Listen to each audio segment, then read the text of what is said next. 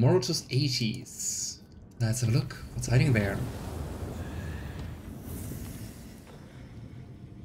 I mean, looking at Navigator's inside of 25, I think maybe we're hoarding our expertise a little bit.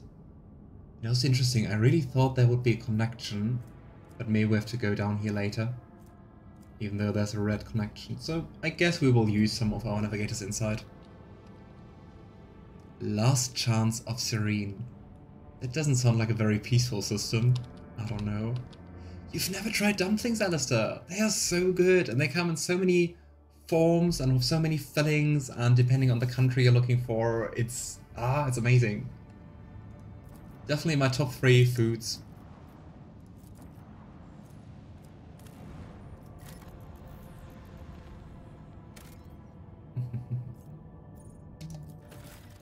Nice. Just looting some old abandoned place. It's fun.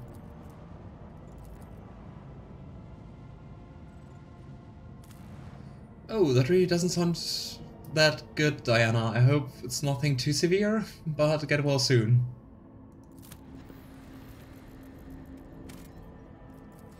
Yeah, I can really recommend, I don't know, all kinds of dumplings. I usually go either for Chinese or Japanese, because that's just my usual way of mainly cooking. And have a lot of friends who also enjoy that kind of food. So yeah, I can really recommend it. This planet can barely sustain life, and yet searchers discovered a long-lost Imperial colony, one that was cut off from the rest of the galaxy centuries ago. The colonists live in conditions worse than any underhive, yet they still venerate the Emperor and gladly welcome their visitors. The Lord Captain receives an invitation from the local ruler, the Archqueen Princeps Domina. It really doesn't look like a very hospitable planet. Guess faith can help you survive in those environments. I mean, why not? It could be a trap, but Edward decides to pay the Archqueen an official visit. The ruler meets the Lord Captain in a shack, considered to be a palace by the people here. Tech-heresy succeeded. The Archqueen's unusual crown is made out of metal coils, most likely parts of an ancient device for boiling water. Oh boy. Sounds like a little bit like post-apocalyptic worlds, like using old technology. The guests are served in the finest delicacies the colony can provide. The Archqueen praises the visitors in mangled low Gothic and calls the Lord Captain her dear brother. I just need to intercept. I wonder what the finest delicacies are on a desolate planet. Here, our finest boiled rat. Here, it's an honor. At the end of the audience, gifts are presented to the guests. The Archqueen's minister delicately remarks that the best possible gift the Lord Captain and his crew could provide would be the replenishment of the colony's meager gene pool. I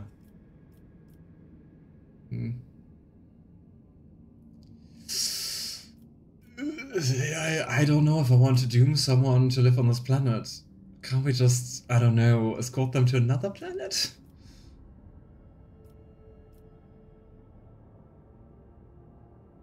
A prank-loving scout named Vesti is among them. Oh, wasn't that the one when we explored the void ship who did like this prank?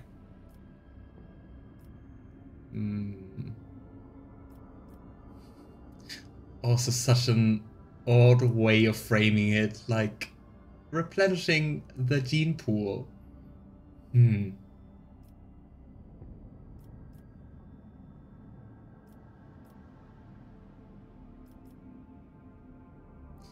Lord Captain decides that standard gifts will suffice. Oh, and we get something back. I don't think it feels fair to, I don't know, send people there. The Archqueen is satisfied and hopes to meet again. Okay, bye, people.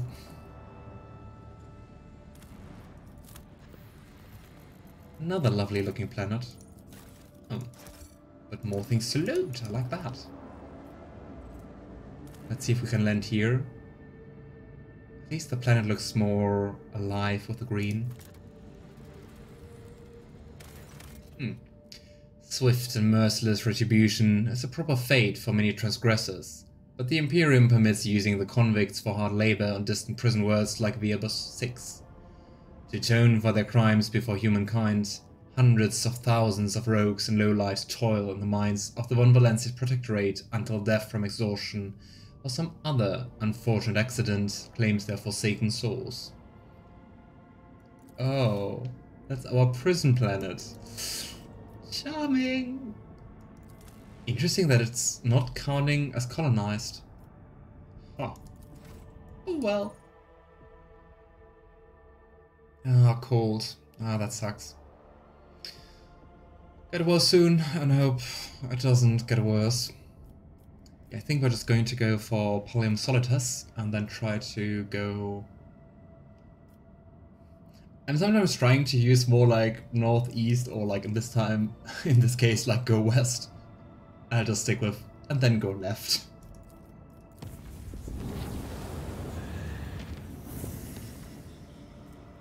German dumplings? Ah, Klöße. I've rarely eaten those actually, I gotta say. And gyozas are really nice. Like the very small ones. They're also like big Japanese, like very fluffy dumplings called nikuman. I also really enjoyed those. They are that big. And they are a little bit easier to make because you don't have to fold like lots of tiny little dumplings. Okay, let's make this route a little bit more secure. And travel again. The warp jump went smoothly enough, although many crew members reported strange incidents while they were asleep. They sensed someone approaching them and laying a hand on their forehead. Then the hand seemed to pass through their skin, through their skull, and with tender motions sorted their jumbled thoughts into some sort of order. The Magus Pasqal noted the mysterious incident had allowed him to remember a few highly obscure tech rituals, which, it seemed, he had never studied in the first place. I guess after doing like quite a few of those warp travels, nothing can surprise you anymore.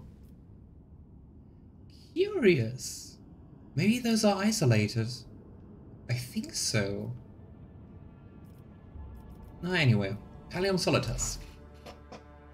I think we are going to explore this system, then we are going to go down to Dargonus, and then we are unlocking a route, and then we do those satellite systems, and then we can explore Dargonus. It's interesting, it feels like we're nearing the end of exploration. Nothing. Just a gas giant.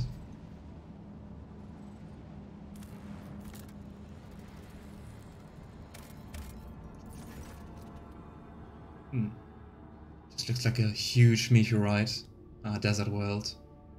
But very stony kind of desert. After analyzing the auger data, the officers were surprised to discover that the planet was once covered with oceans. Long ago, an unknown cataclysm caused the seas to dry out and turned the world into a lifeless desert. The most amazing discovery of all was the skeletal remains of the colossal oceanic organisms, some large enough to be seen from the orbit. Life is fragile, even for creatures this enormous. I wonder how all this water just vanished. I wonder if someone tried to tinker with the atmosphere or something. Because, I mean, just by itself, how would an ecosystem collapse like that? Like, where's the water gone? So many questions. And again, the sun also looks quite burned out, to be honest. There's nothing here. Oh, the pilgrim! And we do have Phlogiston. Nice. The pilgrim greets you courteously and asks how the rogue trade is faring. And Edward asks why the pilgrim needs Phlogiston. Whatever that is, by the way. Rare and priceless crystals born within flaming magma under immense pressure. The energy potential is tremendous and fully justifies the cost of harvesting them, measured in the lives of miners killed by radiation. Doesn't really explain, like, what they're made of. But oh well. The captain's coarse laughter echoes from the Vox. Phlogiston is a part and parcel of many different aspects of life in the Imperium. How exactly his customers are going to use it is none of his concern. All that the Pilgrim promises is that the Phlogiston will be used for the good of humanity. Suspicious. The sun got too hot and burning all the worlds. But I mean, you do water doesn't go away. I mean, water can evaporate, but even... Is it like so hot that there's just vapor all around? Then again, the sun looks quite burned out, so I would guess it's more rather coldish. Then again, this is a burning world, so your theory about the sun being too hot might be true. Pasqal becomes visibly animated at the mention of Phlogiston. Though indifferent to the prospect of a deal with a shadowy individual, the Magus nonetheless recommends you find out more about Phlogiston deposits. You and Protectorate would benefit from the knowledge. Sister Argenta sincerely believes the word of the Pilgrim. A cowl or golden aquila are no prerequisites for being his true servant. If the captain sincerely wants to help the Imperium, perhaps by his own methods, there's nothing questionable about extending a helping hand. That sounds so easy, Argenta.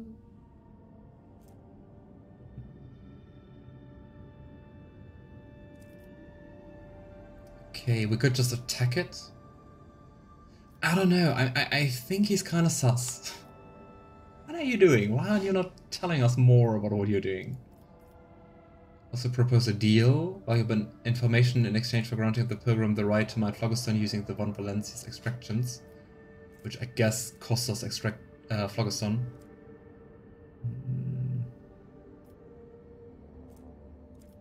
I would love to have like some kind of insight check. And Edward proposes a deal. Valuable information in exchange for granting the Pilgrim the right to mine Phlogiston using the von Valencia's extractions. We didn't have to pay. The captain of the Dark Piece is the best of spirits. In gratitude for your invaluable help, he sends you a small box containing ancient maps and documents. They appear to speak of a certain imperial world lost many centuries ago. Oh, I wonder if that's about Faustone. Then, in a somewhat conspirational tone, treasure in the ocean. The Pilgrim relates a story about a standoff between two Xenos fleets, which he was told by an acquaintance. The person in question, sadly enough, died at the hands of the Inquisition before they were able to pass on the coordinates for the crash site of one of the Xenos ships. However, the Pilgrim knows for a fact the vessel met its demise on an ocean world. Now it costs off the Phlogiston. Curious. I don't know if that helped actually. Because I mean, we were already exploring everywhere and everything. And I don't think we got a new quest. Probably just new rumors. Yeah, no new quest. Let's have a look at the colony management. I think here we can't do anything. Yep. Yeah, we need lots of reputation with the Grusians. Ah, Kialva Gamma. Lord Captain, a strange anomaly has been detected on Kialva Gamma. A series of orders, defined as Procedure 0C, force itself into the production of algorithms. The servants of the Omnicide define its execution status as most sacred, and therefore follow its instructions impeccably. In just one cycle, cameras were erected in all the manufactorums, connected by the computing channels of the cogitators. They make a pattern similar to those applied to the digital cells of the machine spirits.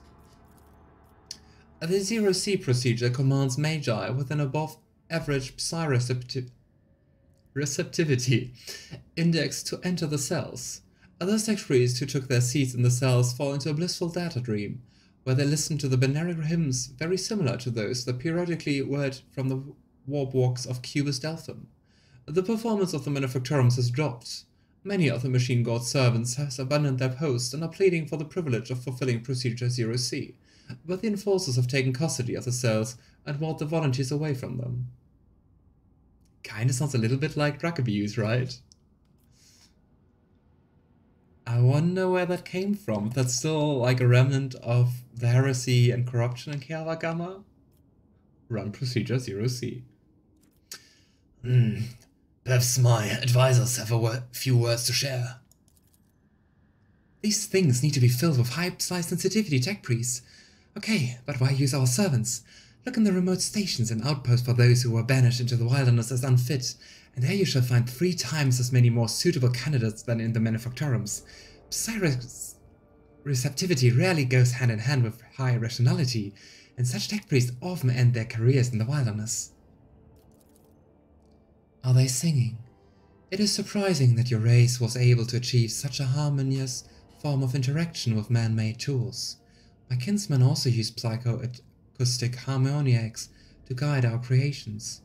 I'm not a bone singer myself, but I might be able to tell your servants of certain principles regarding how the universe sounds. It's all very interesting. I find the sacrilegious suggestion to be in breach of the Data Unity Protocol. Alright, Pasqal.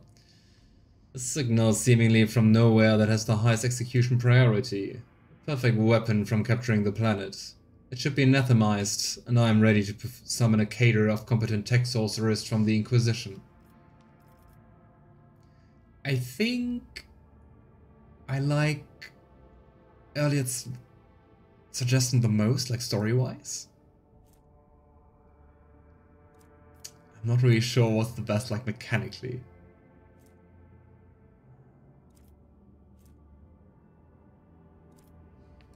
What does that do?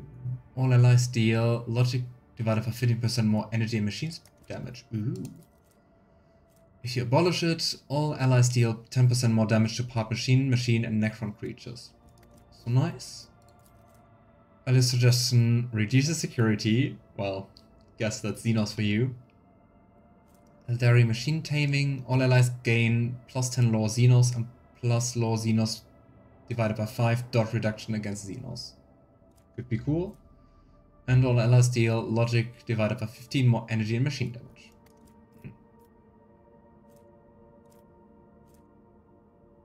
Let's go with that. Who needs security? We will see if the monkey are capable of learning from the civilized. Oh wow. I'm trying to accept you and your culture, Yrliet. Be a little bit more friendly. Your servants have started the interrogation, seeking to determine the nature and purpose of the mysterious procedure. They have encountered the ancient creations of data smithing, impossible in the current times, and have been filled with great awe. They could not fathom the wisdom of the digital archaeotech.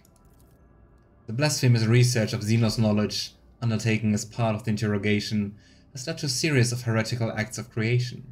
The weakened minds of the Magus sought to apply the secrets of the Eldari to their research. The culprits were servitorized, and the results of their work placed in a protected, forbidden directory. Oh boy. Yeah, they're not really accepting of anyone, the Elder. That's the thing. I mean, even if you really try to appease Yrliet, yeah, it doesn't really work. Titan Forged Lance Weapon. Ooh, that one is much nicer than our current one. Let's go with that. Okay, can we... Oh, we finished all the projects in Kiava Gamma. And Janus is still constructing. Cool, let's use this new lance weapon. Oh no, that was wrong. Like this. Add to cargo. Yeah. In between the last stream and this stream, by the way, I also sold like lots of things. But yeah, as you just saw, it was not enough to get the Drusians high enough. Right. Did we explore the system? Yeah, we did. Great, Ethan.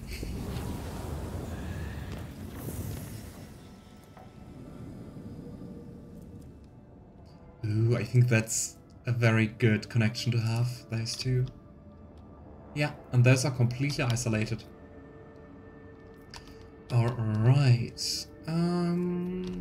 We're definitely going to explore those. Yeah, I think what we're doing is we're going to connect here, and then we go back here, and I think I might just establish a connection with Footfall.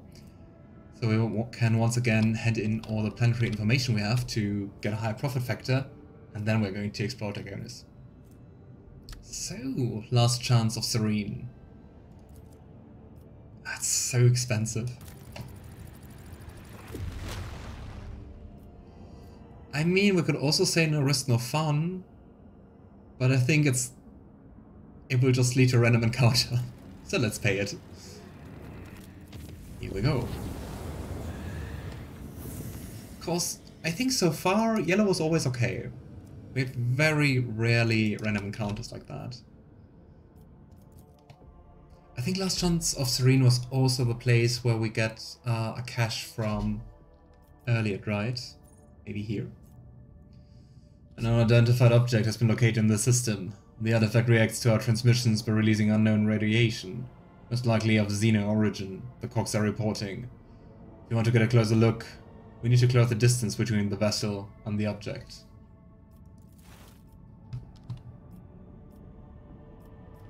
Wasn't it? Let's have a look. During distress, Last Chance of Serene. Ah, here. Stash of the Children of Asurian. Flag of Shadows. Whenever the wearer deals damage with an attack of opportunity. I think we rarely have attack of opportunities, right? And Scorpion Chainsword. But we need Eldari weapon proficiency. I mean, it's something we could invest in. Let's have a look if that would be interesting for Heinrix. Deals more damage, doesn't it? Because I mean, the Psy rating, it is 3, so that's not too bad. But even with that, it's 17 to 23. It's kind of similar. Then again, with the Scorpion Chainsword, we get to inflict the weapon skill penalty. I think it's not interesting enough to invest in a talent. Oh, another gas giant, I guess. Yep. Really hard to mine on a gas giant. But what is interesting is we looked at all the planets. We just have like 3 systems left. And we really needed the contract for adamantine to get it. Come on, more adamantine? Nope. I do wonder if those resources on planets are random. Because I mean, we do not have too many of them. Promethium? We still do have quite a lot of Promethium.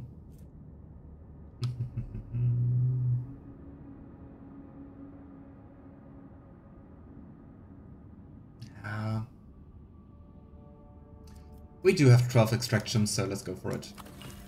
Hey Babodo, nice to see you! And greetings from Germany. I just bought this game, is it good? So far I really enjoy it. I'm just at the end of Act 2 and I think there are 5 acts in total.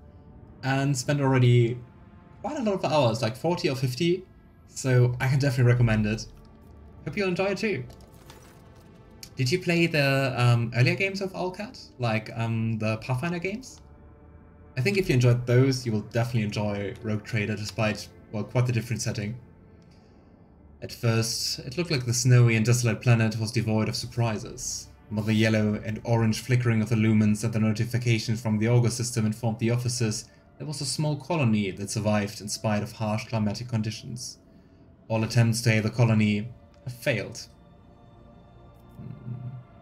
Let's see if we can maybe try to save them. So Edward decides to send out a scouting party. Thanks so much for following! I played Pathfinder 2. So, Wrath of the Righteous, you mean? Did you enjoy that game? I really liked it.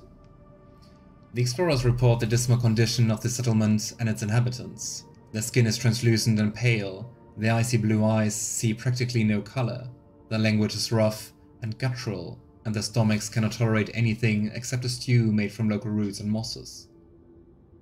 Interesting, they seem to be quite adapted to the planet. And yet, they are subjects of the Imperium, still loyal to the Emperor. They have mistaken your people for his emissaries. I mean, we're basically emissaries, right? We do have the warrant of trade. I wonder how long they've been there. for like evolutionary changes to have taken charge. And Edward tries to find out what happened to the world.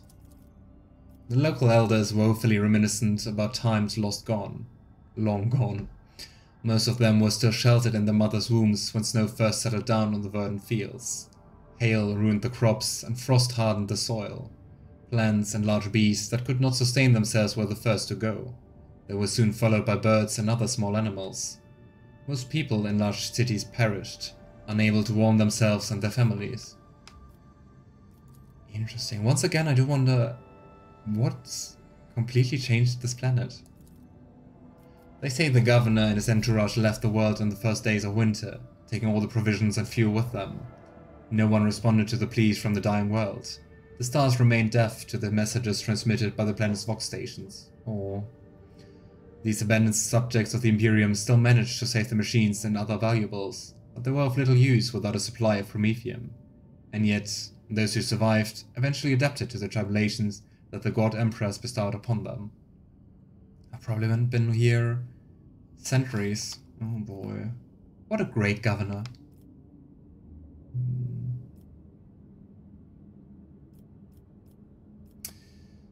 And of course we're trying to help, so Edward gives the unfortunate people a gift of promethium and sends tech priests to perform the rites of generator maintenance. Then again, if they can't, but I mean they do have some promethium on the planet. So I guess they could, with proper technology, sustain themselves. When the maw of the first generator belched from a furious roar and black ash falling from the sky instead of snow, the locals laughed and danced, trying to warm their limbs after decades of cold. They called down blessings upon their unseen savior, a rogue trader from the von Valensis dynasty, and thanked the God Emperor for the fortuitous encounter. Now, it's so interesting that that actually just cost us cargo and not the resource. But hey, we got it. Oh, nice. The explorer's departure was accompanied by shouts of grateful approval, not to mention their many parting gifts. Neat. Now, Alistair, we're helping people. Did you not help them? Does something else happen then? Now probably you can loot the stuff, right? Okay. I think this is the most interesting thing, the mysterious object. Ooh, ship components. Let's have a look.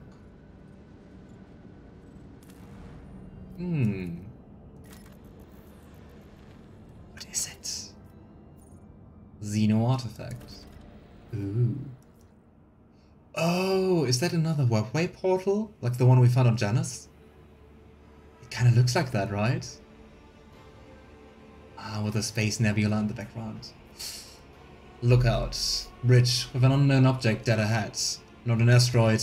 Clearly artificial nature, but it's larger than Footfall Station. Copy that. Report relayed to officer on duty and pilots. Expect visuals soon. We have visual. What the... Incoherent whispering. Look out! Ah. Look out. This is the Voxmaster. Permitting the pilots, senior officers, and the Lord Captain to this channel. His Lordship wishes to assume personal commands. Lord Captain, we have requested intel on the object from the Augur Array module, waiting their response. Lord Captain on the line. No need to engage the Augurs. I know what it is. It's called a webway gate. Ha, was right. Van Kellogg's here. What we see before us is a webway gate, an artifact that the Xenos use to get there, to their sorcerer's realm, so to speak. It allows the Eldari to get around the sector quickly and serves as a hideout for their most unpleasant tribe, the Drukhari, whom we have already met. Yrliet here. This gate is just like the one you saw on the Lilithan. The children of Asuyan wander the void through such constructs, erected in ancient times. Any ship that passes through such a portal will enter tangled paths fathomable to none but my kind. Is there an augur report? According to the available data, the object consists of an unknown material foreign to the Imperium. We are registering an unknown class of energy profile. The agencies are at a loss about how this technology works exactly, But they did specify that the energometry suggests that the system is holding an active charge. The object appears ready to do whatever it's designed to. I hope this is not the first sign of a Drukhari invasion, because it certainly feels like that, doesn't it? What is the senior officer's take on this? We already had those two.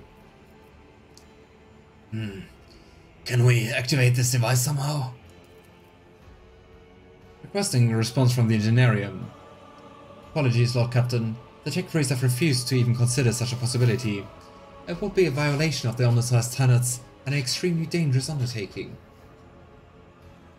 Don't the tech priest always want to tamper with like xenotech? But now it's a violation. Perhaps a certain companion of yours could... Even if I knew the secret of this gate, I would never surrender it to the monkey. The webway is our kin's sacred refuge and a deadly trap to those such as you, Alantark. I have kind of the feeling that we can't destroy it, but let's try it. Alright, all weapons, fire on the object. Lord Captain's orders, destroy the object. Activate batteries, targeting, firing in 3, 2, 1. Confirming contact with the object. Goods thrown. Report. No effect. I don't know what the thing is made of, but our weapons are powerless against it. Damn it. Enough mysteries. We're changing course and moving out. It's really not good that this thing is so close to our home system. Of course I've fired on the gate, Alistair. Wouldn't you suggest to do that? Yes, Lord Captain. Maneuver engines, changing course. Concern. This is not good. This is really not good.